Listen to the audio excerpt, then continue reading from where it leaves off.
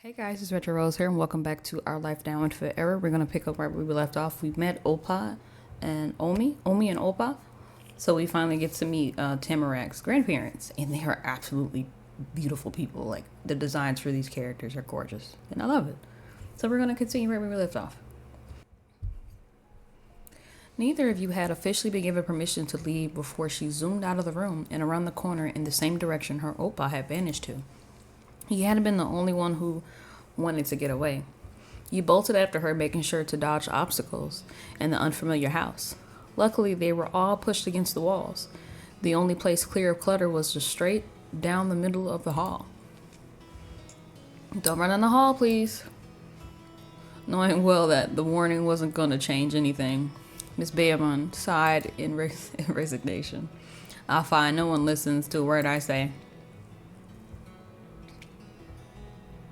Hold on, is the volume? Volume's okay. Past the living room, there were doors to unknown places and another hole in the wall that went to the kitchen. The two of you scrambled towards the end of the house where there was a back door. Tamarak yanked it open and bolted through. Your turn was next. And I feel like I didn't say this at the beginning. Hey guys, welcome back to Mushy Mondays, where we play a cute, cozy game, and we're going to continue our life now and forever. Sorry about that. A couple uneven wooden steps led from the house to the ground.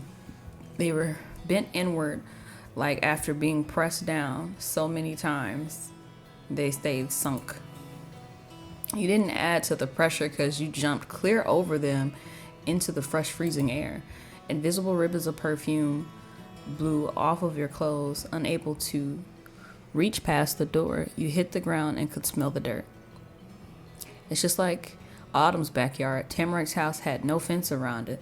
There was no way to tell where the yard stopped and the forest began. It was even more impossible to see where the forest ended. It might go on forever. That was all that was the same for the two places, though. Instead of Autumn's secret hideout, there were a fancy table with two chairs that looked like there was for Tamarak's grandparents, and hanging from a thick branch was a rope-strung tire swing, the part of the place that had be for their granddaughter. Woo! Tamarak hollered a cry of freedom and skipped down the small stone path, never touching the blade of grass. She had the messenger bag over her shoulders, chucked it aside with a thunk, and flung herself through the hole of the tire. All you could see is Tamarak then were her little legs kicking in the air and her arms spread out past the width of the tree, so she was floating. The swing slowly twisted on its rope until it brought her eager face around. Hi, Rose. You grinned at her and went over. Tamarak's upper legs snapped down as she plunged the tips of her boots into the soft earth below. It was supposed to stop the tire from doing another spin, except she couldn't stop it at all the way.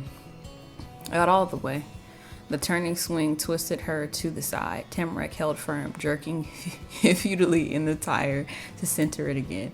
But none of that meant she couldn't keep talking to you. She happily explained how it all came to be. Omi and Opa got this just for me. They're too old to use the tire swing. Aw.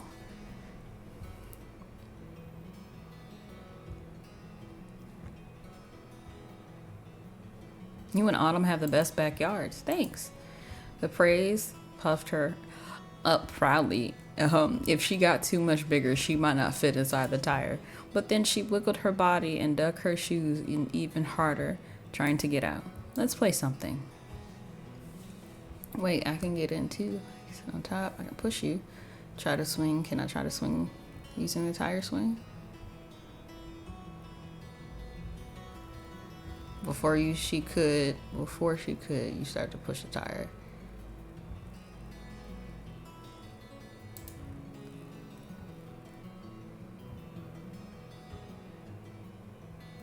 You grabbed the tire and walked back to pull it high. Then you dove away, out of the way. She screeched giggly when you let go and her legs went up again.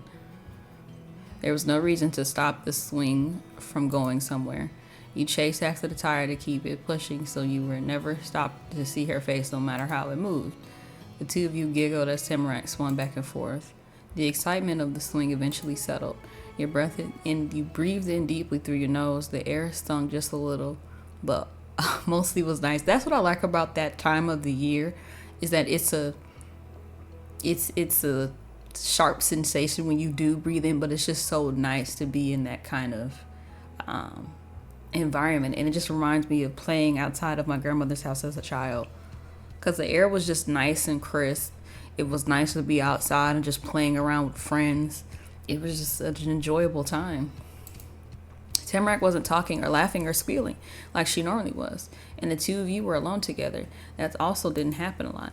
If you wanted, you could ask her something you've been wondering about.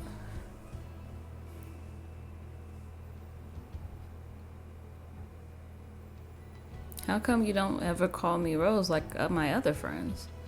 I was wondering why you never called me Rose. You and Tamarack had known each other for almost 2 whole days. She said your name lots of times by then. You couldn't just figure out why she didn't ever say Rose. It's okay if you use it. My mom doesn't, but that's different. Maybe you don't remember? I remember, but you told me your name first, and that seems like the most important one. Omi is Omi, Opa is Opa, Autumn is Autumn, and Rose is Rose. If there's a best name, why would I say something that's not? And mind you, the reason it says the same because I didn't realize my nickname and this, that, and the third, so that's why I said that. Why would I say something that's not the best? I can use your nickname too if it's just as good.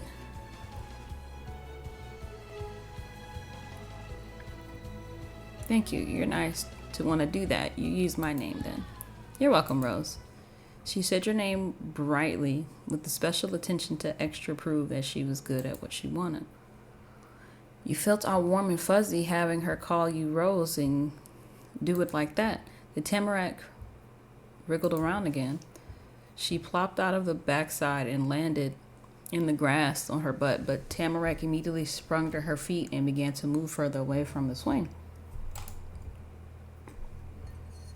Something was happening or about to happen. Oh Lord, what's going on here? Oh Lord. Ah! There we go. You went off the path to go after her. She pressed her fisted hands into her hips and spoke without turning around. Tamarack's hair fluttered animatedly with each word because she nodded while talking. That made it look like a fluffy gold sheet was the only one saying it. You better start soon. It's going to get dark. Start what? Finding some good stuff. There's a lot of it out there, you know. She reached down to collect her big bag, hooked it around her shoulder like normal. That's when she turned around and you were faced with Tamarack herself instead of the sparkly lamb side of her. Have you been to this place before? No, not to this town. Only came here when I moved yesterday. But I'm from...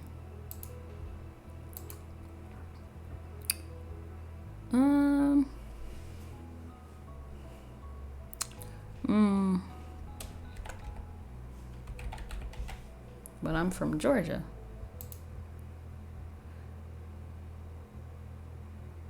But I'm from Georgia. That's pretty close.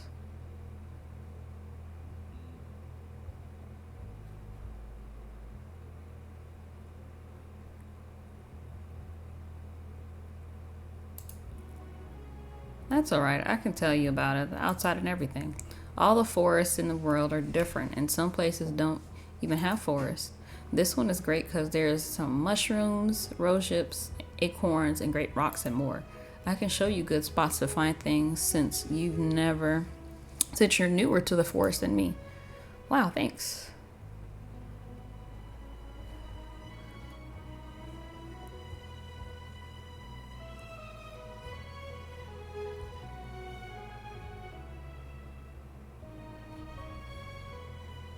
He gave her a thumbs up, wanting to search. Woohoo!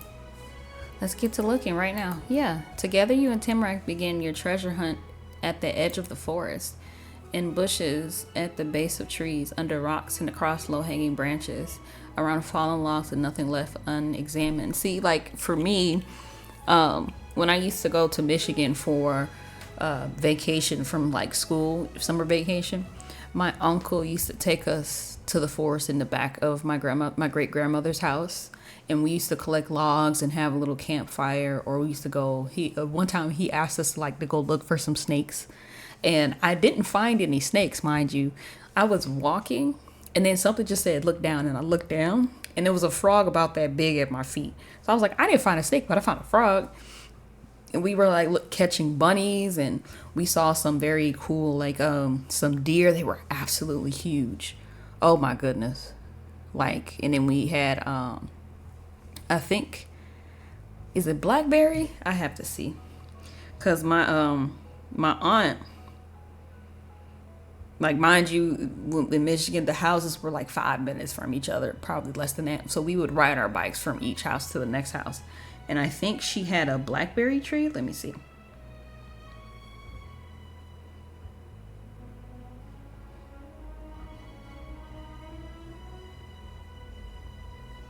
Yeah, so she had like 2 or 3 blackberry trees in her backyard. So we would pick the blackberries, wash them off. We would make jam. We would make pies. We would just wash them off and eat them just like that. So it was just interesting to be able to go into the woods with family and like do those kinds of things. So this is really like reminding me of being a kid. When Tamarack found something worth saving, she'd place it on the widest, flattest stone in the path. That was to keep her fingers free to do more collecting. When you unearthed something worth taking with you, you left it on the lowest step instead. Your piles grew rapidly as the two of you dashed back and forth from the clearing near the house in the wilderness a few feet away. And just like in class, Tamarack was fully focused and squinting hard. She only ever stopped snooping to rub her tattered sleeve ends into her eyelids, then kept going. Maybe dirt was getting in her eyes, or how close she kept getting to the ground, and maybe bits of twigs too, since she wasn't afraid to shove her head into the bush. Leaves did get stuck in her hair, same as the first time you'd ever seen her. As time passed by, a shadow crept over the yard.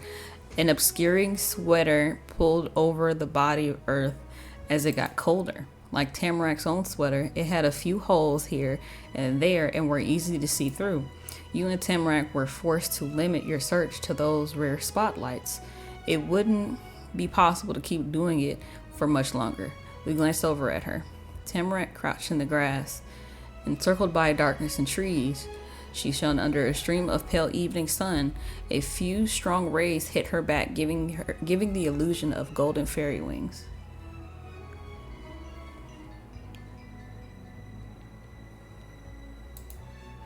Seeing her there that way made so much more sense than when you saw her in school or her grandparents' antique house.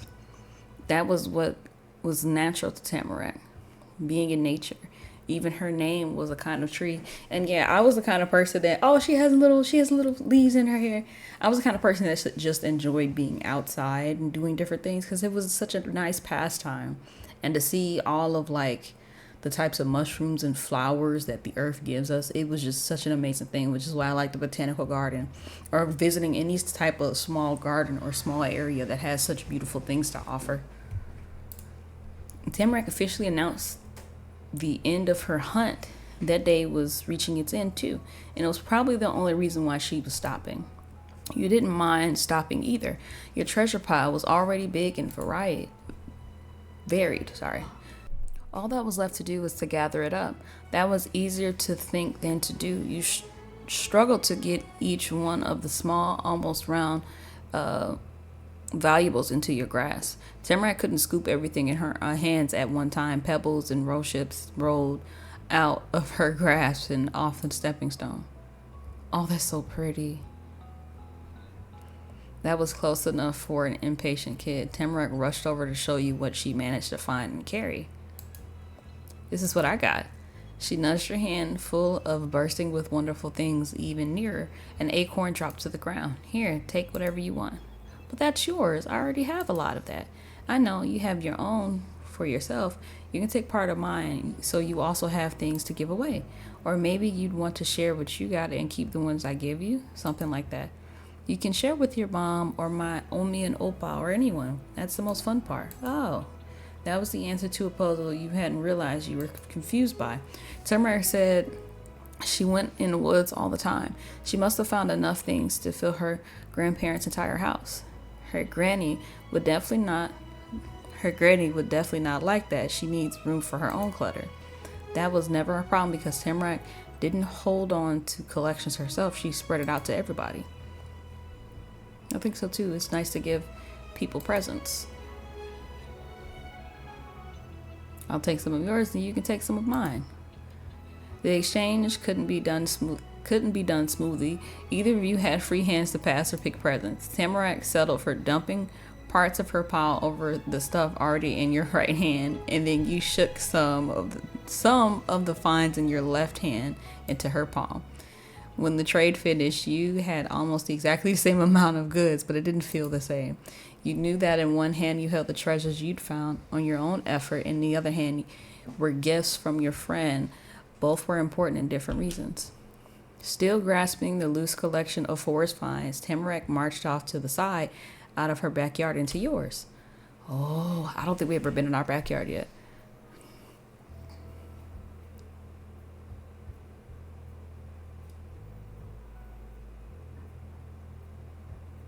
You went after her curiously. I'm going to Q's house. He's going to be surprised. Oh, I thought we were going in my backyard.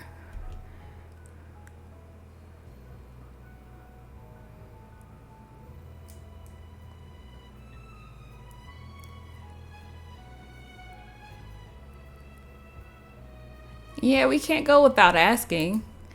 You only did that to yourself by accident, so it didn't count. Oh, it's okay. Wait for me. I'll be right back. Oh my God. Tamarack crunched through the long grass and a million leaves, and she really was doing it. Nothing could stop her. The sidewalk in front of the house was a big half circle, and that back them curved like that too. You stopped being able to see her after she rounded the far corner of your house. Your ears didn't pick up the sound of her boots anymore either. You were all by yourself. Oh no. That was worrying. What if something happened to you? That was okay. Well, kind of cool that you had your whole place to yourself. That's fine. You could just wait.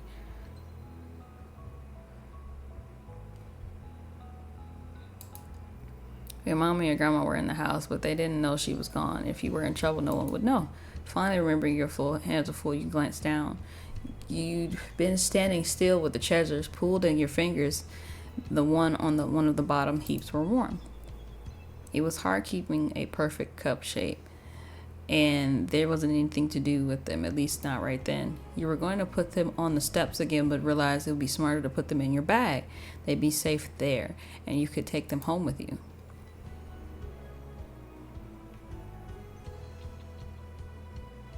You kept standing and watched. The planhabit just stared at the spot where Tamarack vanished until she finally showed up again, but your gaze started to wander. For a while, you squinted at the treetops through the dappled light. You couldn't see past that. Same as the sky itself, the thick forest could take up your whole view. It could be everything there was. But unlike the sky, the canopy was solid and almost in your reach. If you were an extremely tall adult, you'd be able to touch it. All you could think was nothing that immense should be that close. It was suffocating. And then all of a sudden, you weren't the only kid in the bag, in the big white world anymore. A noise was the first part of Tamarack's presence that reached you, but the rest of her wasn't far behind. Tamarack came sprinting around the bend, kicking up a flurry of leaves behind her. Both her hands were waving in the air, too. They were empty. Tamarack got past the stone pathway like it was the finish line to a race and crumpled into the grass and laughed. But the giggling turned into achy yips once she landed all the way down. Ow, ow, ow, I fell on the rocks in my pocket. Ooh. She laughed some more and ow more too, each one taking a far turn. Why'd you have rocks in your pocket? I thought you were going to give them away. That's why you went to Queen's house, right? Yeah, I gave out of my things. I've still got some stuff you gave me. Oh, thanks. Tamarack rolled off her side to settle on her tummy. She squished her big cheeks against her little fist and then kicked her feet in the air. The rubber boots flopped around on her feet. She looked up at you. Her smile puffed at the sides like it did a lot. It was an invitation to join her below, and you did, stretched out on the cool lawn right in front of her. Autumn cleared up trash, and now he's going to get surprised from the forest. Timurek had enough excitement for 2 kids. Rose, out of all the friends I have here, you're the best one. Oh. Okay, let's go.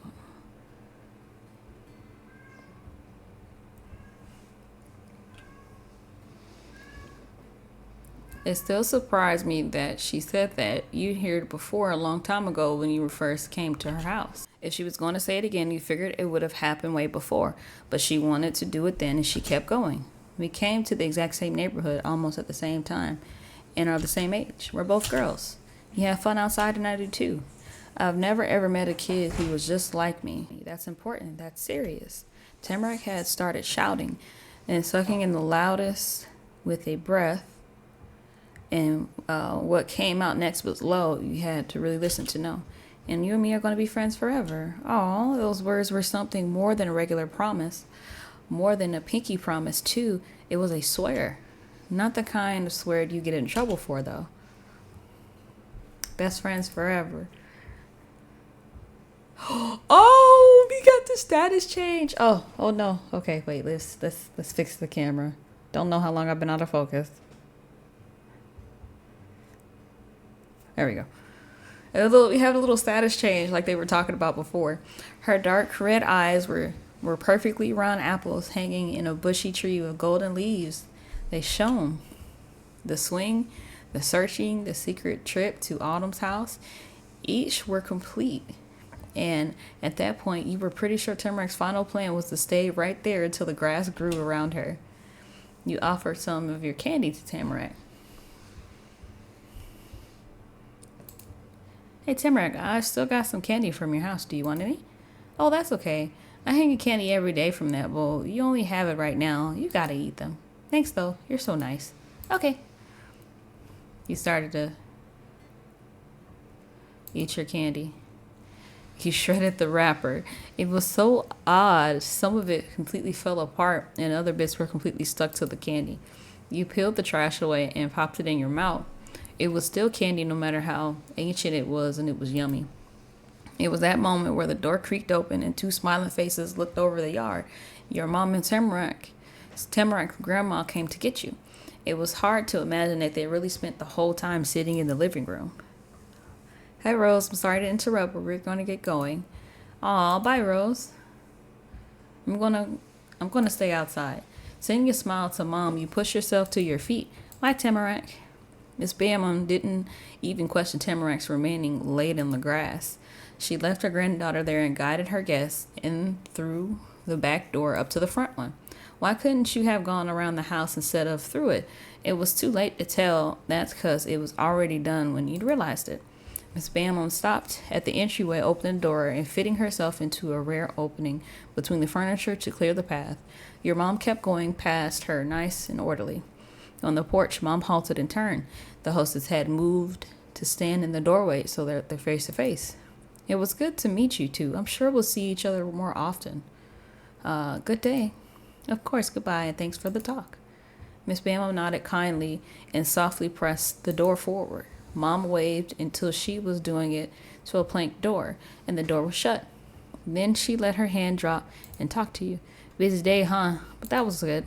The words went high in sound of relief instead of low, which would have been real contentment. Instead of just something good happening, it was more like when you avoided something bad happening that was still good, but in a different way. Then it was nothing had been at stake. Time to go. Except before you left the Bam porch, something made you stop in your tracks. There was a stranger strolling into the cul-de-sac, rolling a bike along with them. It was almost as long as the person was tall. The sight had a totally different impact on your mom. It pulled her forward. Oh, it's Mr. Lin. Mr. Lin, like Mr. Quaylen? That was Autumn's dad. Probably it could be his uncle or older sibling. Oh, wow. He wore a pale green sporty jacket and also a nice black dress pants, and his hair was super neat, but styled in a funny way that almost grown-ups didn't have.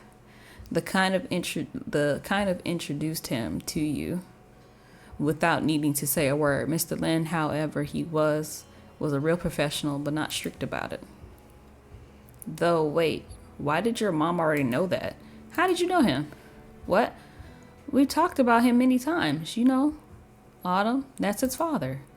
Okay, Autumn, dad it was.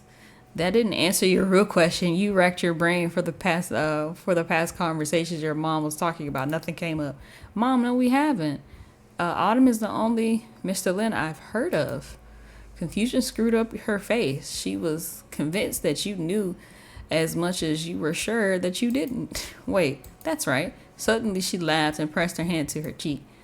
I've never called him by his name to you. It's the real estate person who helped us find. Oh, he's the real estate dude. The real estate person?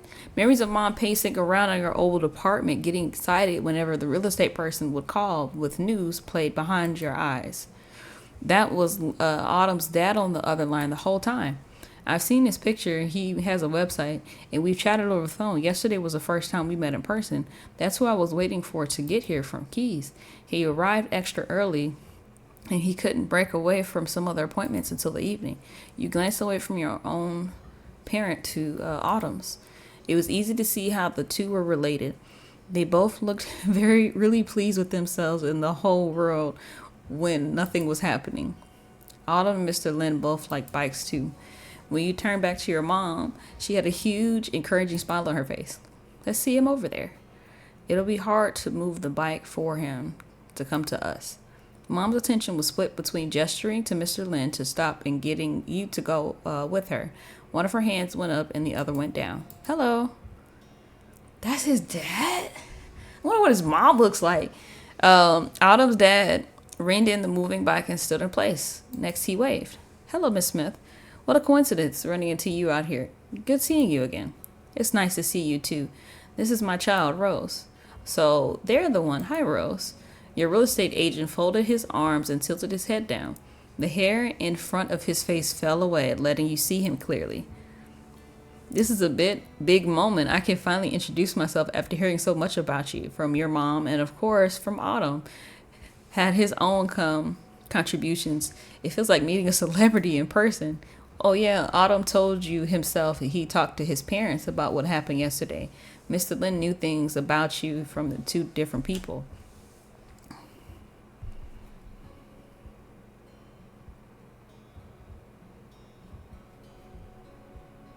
Hi. You're so cheerful. Mr. Lin adjusted his glasses and the topic of conversation.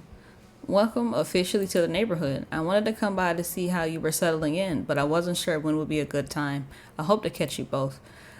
There's an unfamiliar car in the road. I'm guessing that's yours, but the house is dark. Either of you looked around. Yes, that's ours. I'm sorry you missed us. We were meeting the neighbors to the right. Tamarack kindly invited Rose and me to her house. Dorothea and we had a talk, and we were briefly saw Ernest passing by. Don't apologize, that's perfect. If you're getting the chance to visit the Bayamon house, I'd say take it. And now you can come meet the other neighbors. Well, one other. You're already well acquainted with Autumn, and we've said our hellos here. You have time to swing by? Personally, I'd love to introduce myself to Miss Lin. I wonder how his mother looks. She was really only answering for herself. Your mom asked for your thoughts before deciding on another meet and greet. Can we go see Anna's mom, Rose? Okay, thank you. We can stop by now. That's great. Give me just a minute. Mr. Lin patted the handle of the bike, grabbed, bringing attention to it. That was something that needed to be dealt with. He coaxed the seat of the wheels to move with an expert hand. He got it across the road, up the curb, over the grass, and onto Quinn's, also his entryway. Mom gradually made the same trip. She kept a lot of distance between her and the real estate man, not wanting to risk even the slightest chance of getting in the way. You weren't scared of a bike and went ahead of Mom. Mr. Lin rapped his knuckles on the white door of the red house. I'm back. He used himself during the wait by tapping the bike handle instead of instead and humming a soft tune. Oh, she's so pretty. Someone thought it was probably Otto's mom opened it halfway to attend to a guest. The door was thrown open all the way the second the person realized who was there. Hello, honey. Huh? Did you lose your key? With an unapologetic laugh, Mr. Lin stretched past the bike's front wheel to greet his wife by kissing her cheek. No, I wanted you to come over. I figured this would be the quickest way. Our new neighbors are here. Miss Lin peered further on, and there were the neighbors, you and Mom. I can see he got his mama hair color and his daddy hair. And I think he has his mama eyes. I could be wrong. Still staring ahead, Miss Lin stepped forward just in time to bump into her husband. He made a move to get into the fence area of the porch. Miss Lin gasped, and the bikes shuddered a metal cry. Miss Lin hastily grabbed the seat cushion to steady it. She leaned to the right for the next attempt to pass, so did Mr. Lin. Mr. Lin settled on pressing his back to the little wall by the door while holding the bike against himself. Miss Lin finally managed to shuffle by and reach the sidewalk, but not before muttering bashfully, "Sorry, sweetheart." "Oh, it's no trouble. Go on." Miss Lin let out a breath to recompose herself after unintentional dance with her husband and her husband's bike. Her clothes were light blue and her hair was blue too. Way, way darker though. Whenever she lifted her leg to walk, the crease in her dress would move like flower petals in a breeze. There was something so peaceful about it. Even her voice drifted along gently. "I'm Miss Wei Lin. If you're the new neighbors, you must be Mrs. Opal and Rose Smith." "Is that true?" "Yes, precisely." Mom reached forward, offering a shake. Miss Lin grasped her mom's hand with one of her own and covered the top of it with her other hand. The two didn't exactly shake, really. They squeezed each other for 1 second. They were hugging, but with hands. After Miss Lin carefully unwrapped her fingers from Mom, her gaze drifted downward. Miss Lin curled into a blueberry ball, bringing her chin to her knees, and the edge of her spotless dress brushed the grass, but it brought her eye levels with you. "Hi." She held up her hand for you to take too. You never would have guessed what was going to happen. Most adults didn't act like you were a grown-up or that kids could be treated the same way as grown-ups. You happily shook. You grabbed her hand and wiggled your arm. You held onto her hand. You stepped away. Used your hands to cover your face. You happily shook. She didn't hold you in place and moved up and down with your motions. "It's nice to meet you, Rose." She pushed off the ground to stand up perfectly straight in one fluid motion. You seen how much Autumn and his dad were alike because of their matching confidence. It was the same thing with his mom, except you needed a little imagination to make the connection. If Miss Lin was put on super ultra fast forward, it looked like how Autumn treated people. But now you've seen everyone who lived on the street plus some extras. All the other kids were about your age or 2 or 3 years older. For the kids, it was a lot trickier to put the... Something's in my eye. For the adults, it was a lot trickier to put together ages, except for Timrak's grandparents. They were absolutely the most old. But when it came to non-grandparents growing up, 2 of them could be 1 year apart or have a 10-year difference with almost no way to tell. 10 years was the length of your entire life. It was impossible to imagine having that much time just being an adult. Your best conclusion was that Mrs. Murray would probably be the youngest grown person, and your mom and Autumn's parents were somewhere in the middle. You wondered how your mom felt finding out that there were 2 people around her age, maybe in the neighborhood. Was that a big deal to adults too? She was gonna make friends with them like you did with Autumn and Timrak. Oh no! Oh, grandparents were double adults, super adults. Mom kind of acted like they were regular grown-ups as respectful to them as kids had treated her. But one way or another, Mom was going to make a life in Golden Grove along with these people too. I'm sorry to be last one of the family who came to meet you in person. Don't worry about that. Hong had a huge advantage, all things considered. Your mom quirked her lips a good humoredly. Although Autumn also beat you to it, and it was closer race. Oh, a joke, a teasing one even. Mom had an attempt at being less professionally polite. You watched on as this adult interaction, wondering how it'd turn out. It seemed to go pretty well because Miss Lynn laughed.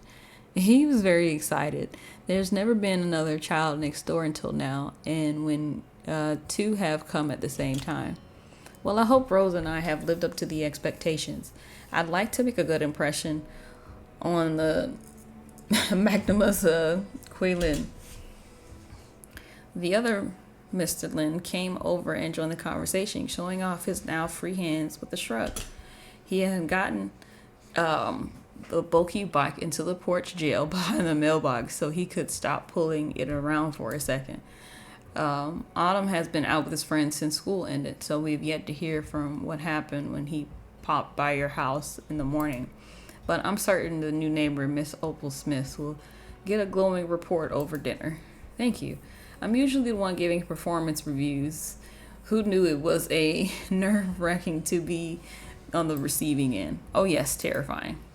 That was the type of female your mom liked. Dealing with people was her whole job. She could play pretend. That is something challenging. You didn't know Autumn's mom well to be sure if that was also a joke or if she meant it seriously, but you guessed anyway. She sounded actually scared of the idea. Plus, Mr. Lin went for an earnest answer instead of messing around. He had to know his best. You ladies have nothing to fear. No one's going to give you a failure mark, trust me. I can already report that my son is entirely stuck on your child. Now that is wonderful news because my Rose is all over the moon about your boy. That was right. Autumn and you were already great friends. The final neighbor you met spoke sweetly and on behalf of the entire family. But we have to give plenty of time to nurture their friendship. Miss Lynn slipped her arm around Mr. Lin, and they were unified physically and legally in this opinion. I'm glad we're all on the same side here. Autumn's parents were so cool as he was. I was like, I can see the resemblance now. They're just absolutely adorable. Now, I need to apologize myself for cutting this introduction short. We have to get home. There are more unpacking to do before the day is over. I absolutely do want to speak more another time, though. Oh, that's fine. Yes, we understand completely. I imagine it's a big job. Getting a new house in order always is, even when it hasn't been left to collect dust. A bit. Luckily, it looks as if most of the furniture already there would be worth keeping after a good scrubbing and polishing. Is that so? I thought that'd be the case. It was quite a perk for the property. It seems they had good advice picking a location. That was said with a sly smile and a side eye to her husband. Mr. Lin had a streak of charm too. Thanks, honey. Mr. Lin put his hand on the back of his head and one on the corner of his glasses before leaning back to laugh. He wanted to make sure nothing fell off, you guess. But if you need help with any heavy lifting, you're welcome to let me know. I'll call Yee, and she's the gymnast in college. She'll be more pulled more than me. Suddenly, Mrs. Lynn's dark eyes went saucer wide, and she couldn't get them back to normal size. So Mrs. Lynn slammed them shut instead. There wasn't a way to get the rosiness off of her cheeks. That was the biggest reaction you had seen from Autumn's mom so far. She was the one who started the praising. Hong, please, we should both help if it's needed. Your mom got a chuckle out of the exchange too. There you have it, Miss Lynn, you are at our service. Miss Lynn, are at your service. Thank you for the offer. Thank you for coming, Opal and Rose. You're both welcome over any time. Goodbye. Good evening. Bye. With a come-along gesture angled your way, Mom turned to leave. The two of you followed the sidewalk around to the center of the street. From there, you stare at the grand old building where you're allowed to live in, and it was you and your mom's. Oh, I love this so much. And I do plan on getting a house soon, with the support of you guys, and you guys just continuing to converse with me. You guys are eventually going to be able to help me achieve that and help me get my son through private school. So I would love to continue to bring this content to you guys. So definitely let me know what you would like to see me play, or if we get on stream and you want to join and play games that y'all can interact with me on, I'm definitely down for that. But just kind of let me know what you guys would like to see me play. I'm all here for it. And the more you support me, the more we're supporting, helping support my son and my family. And I really appreciate it. Oh, lemon tea is delicious. From there, you stare at the grand old building you were allowed to live in. It was yours and your mom's. After walking down the road into town, attending the school, and visiting with the neighbors, this place was where you were returning at the end of the day. A thought struck your heart as much as your brain. You were going to be seeing that view for a long time. No matter how unfamiliar each sight, sound, and person in Golden Grove was, then one day it's going to be normal. That was exciting to picture. You could be like Autumn, someone who knew the ins and out of everything. Someone who actually had memories and bonds with the place they lived in. As if the world or your mom was trying to prove this would be a regular thing for you. Mom didn't pause breathlessly at the welcome mat like she had the day before. She took out the same black spiral keychain loop she had always used to pick one of the keys off to it to unlock the door. Mom put that house key on a coil? I guess so. Then she went in, not doubting that you'd do the same. You did. She hit the lights. For all of your musing about normalness and regularity, when you glanced around the living room, it was a bit too familiar. You've been at school for hours, seen and done so much, while your mom was supposed to be unpacking, so why did it look exactly the same? Almost exactly the stuff you slept on hadn't been put away. Still, there was the same mountain of boxes piled unevenly in the corner. She's so silly. The same sheets draped over the furniture. The dust you wiped down the night before was the only hint that you had been transported back in time to when you first saw the place. Mom, did you do any unpacking? And laugh lightheartedly.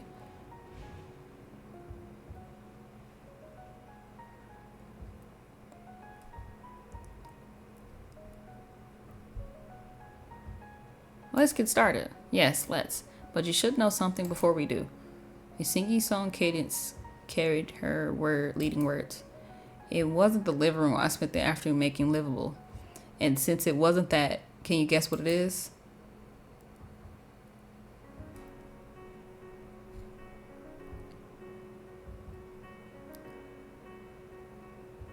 Was it Mom's room? You're half right. That's not what I had in mind, however. I'm thinking of something much better. Your new room is ready for you. It's clean, dust-free, and I've already filled with some of the shelves. All you need to do is put out your bedding, make sure I didn't miss any of your things, and enjoy. Your room was there and waiting for you? Mom was the best. The amazement was clear on your face. Your mom has wide open after all. Mouth was wide open after all. It made your mom grin widely.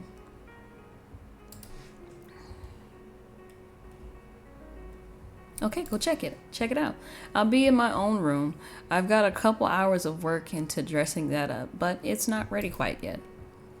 Mom's pair of cranberry eyes wandered around, taking in the current state of the first floor.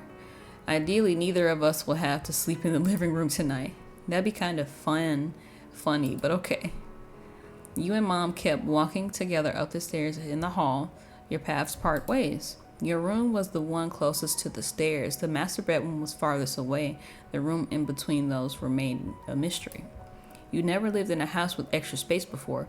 The apartment from before barely fit the two of you. Anything was possible now. Grasping the cold metal handle, you pressed down. The knob twisted until it was pointed straight to the floor, and it was kind of stuck. You had to give your door a real push to get it free from the frame.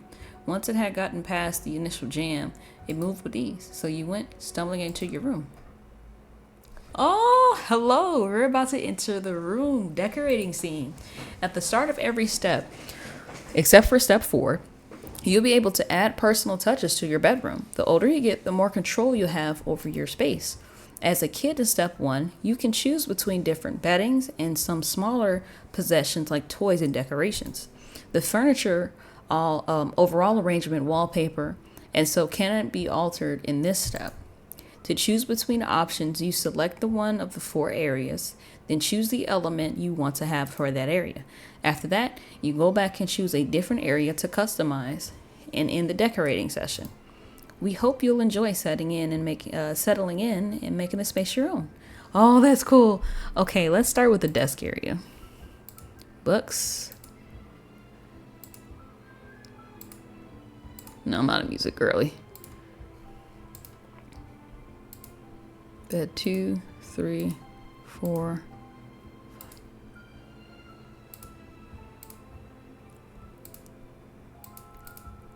Yeah. Trunk. Stuff with giraffe, stuffed rabbit, sheep, clothes. Oh goodness, kickball.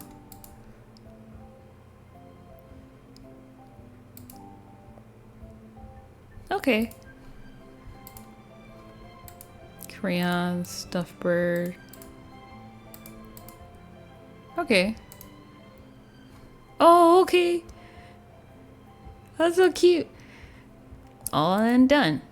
Wow, your room was something any kid would be proud of. It was wonderful. You were happy. It almost made you sad. You did the best you could with what you had. It had taken until nighttime to get your things just how you wanted them. You stepped into the corner to admire your handiwork. The floor space of the room was bigger than your last one. The ceiling was a lot lower, though. It slopped with the rooftop of the house, and the windows were angled towards the treetop and sky. You never seen a room shaped like that before. It was weird. And then there was a knock and a voice. Tilting a roof caught the sound directly, then straight down into your ears. Rose, can I come in? Yeah. The handle jiggled and jerked. The door was resistant to Mom opening it too, and she figured out, though, and let herself in. Hello, dear. So, not so discreetly, Mom surveyed your efforts at decorating. Let me know. I left you on here for an hour, and it's already getting messy, but you did unpack and make it your own room, so that's great, Rose. I'm pretty much finished myself, but it's like, let's take a break from that and chat. It's been a long day. All around and back and forth. It lasts forever. I need a vacation, not a break. I hate to disappoint, but there's not an entirely done yet. Your mom pulled her folded arms in even more and mouth pinched too. We should talk about how things will be once I go back to work. I won't be able to drop you off and pick you up from school most days. I'm sorry. It doesn't seem common for kids in this town. It does seem common for kids in this town to walk and ride bikes to class at least.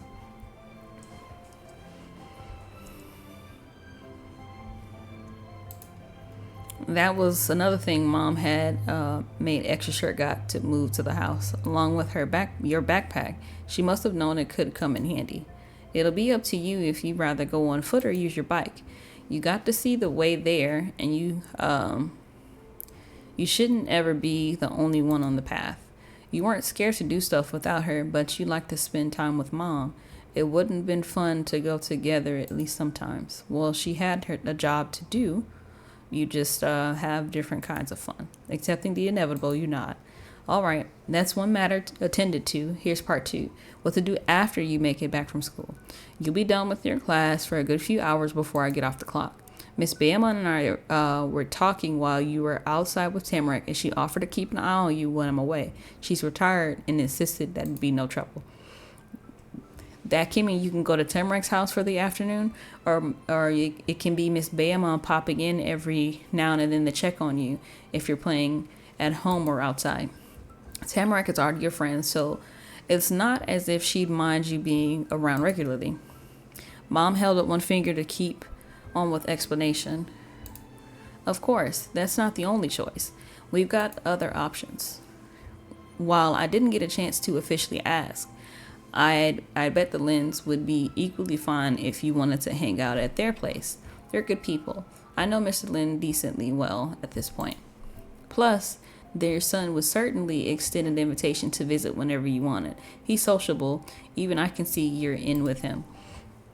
I can also look into lessons of extracurricular being offered in town. You could do that some days instead of staying in the neighborhood. Maybe you want to keep up an instrument or learn how to dance, and I would be able to come get you from there when it's done. And finally came down, and it must have been all responsibilities she could think of. I like those ideas. Looks like I don't need to worry. Mom stopped squeezing herself as much then. Still, there's no reason to plan out the rest of our lives tonight. The two of us will figure it out. That was something you heard a lot. No matter what you went through, your mom never stopped believing you and her would manage. For a moment, she gazed past you at nothing in particular. Sometimes it feels strange remembering how you were actually there. When all the stuff you had to keep up with stopped, you could just think. Maybe your mom felt that too. She blinked and her eyes fell back on you. Mom smiled. But our neighbors are certainly nice, huh? All 6 of them. We had a lot of luck here. Lucky couldn't even describe the incredibleness of what's moving here has brought. No words were needed for her to understand your thoughts on it. Your face said enough. With a grin, Mom stuck her hands over her jeans. Now, if you don't mind me changing the subject to an entirely different matter, let me just say it's dinner time. As a reward for how much you've done, and the best loaf of bread is out at this point, and almost because even if it wasn't, I do not want another sandwich. I'm taking the 2 of us out. I've heard that the local diner is a gem. Whoa! Then there's nothing else to discuss. Food it is. Wait.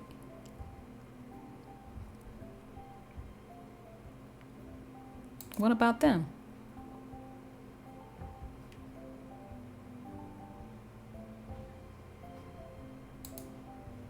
That'd be so much better.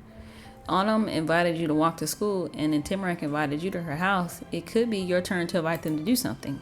At least if your mom would be okay with it. Oh, and then Autumn's parents and Timerack's grandparents too. You only just got to this town. It was hard to do anything good. Then you didn't know anything, and almost everything you had was sealed away in a cardboard box.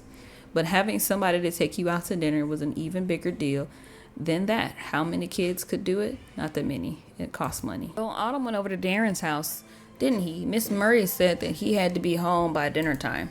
Yeah, I'd totally be fine. You grasped your mom's cotton cardigan. It felt as soft and familiar as your old baby blanket. She tilted her gentle pointed chin downward, and you had her attention. Yes, Rose?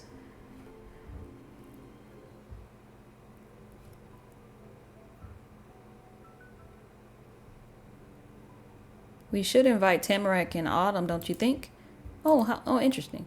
I can't guarantee that both of them will get to do this on such short notice. However, at least I'm not saying no. Let's see what I can do. That answer was both a relief and a new source of uncertainty. It was easy to get your mom to listen. What happened next would be the real test. Mom hunched over to reach around herself. She was never without her chunky silver cell phone. It had lived in her back pocket for years. The sheen of the paint had nearly worn away, and one corner of the screen had a snowflake-shaped crack. But it only needed to work, according to your mom anyway. Mom managed to get the too thick phone out of her too thin pocket, and she balanced it in her palm of her hand confidently. With that, nothing could stop her, hopefully. One of the other things that happened while you were outside with Tamarack is that I got Mrs. Bamlin's home and cell numbers. I'm nothing if not productive. I can call her up right now. After a few quick taps, she brought the phone to her ear and waited. She kept waiting, and so did you. How many times did it ring? How many times did word felt until it hung up? How long did it take to answer the phone? Finally, there was a sign of something. Mom's lips pulled into a polite smile, and her eyes widened eagerly. The biggest hint, though, was that she started talking to Tamarack's grandma. Hello, Miss Bamon. I'm sorry for bothering you at this hour. I hope not interrupting anything. Mom quieted down again, and she was listening attentively. Nothing to do but wait. It was the ringing phone all over again. If you only could hear what was happening, too. Mom thought it was bad manners to share phone conversations unless the person was already expecting that. Privacy was priceless, especially when breaches of trust could get a company sued. Miss Villamon must have had a lot to say in the conversation. She didn't know it was going to happen because Mom stayed totally silent for a while. A couple of times her mouth began to open like she was about to say something, but then she had snapped it back and listened more. After the entire eternity, your mom succeeded in getting some words in. Well, since you haven't settled down for the night, I wanted to ask if Tamarack might be able to come over for dinner. Rose and I are going to try out the local diner. Ah! Mom's face had twisted into a wince. Even you caught how loudly Granny exclaimed. You wanted to know what was being said, but not like that. That shot wasn't enough to scare off your mom. She regained her poise and pressed on. Yes, that's the one. You're familiar with it then? There was a nod and humming for another minute or something like that. All right, guys, I'm actually going to go ahead and cut it here. Thank you for joining me on another Mushy Monday, and I'll catch you next time. Bye.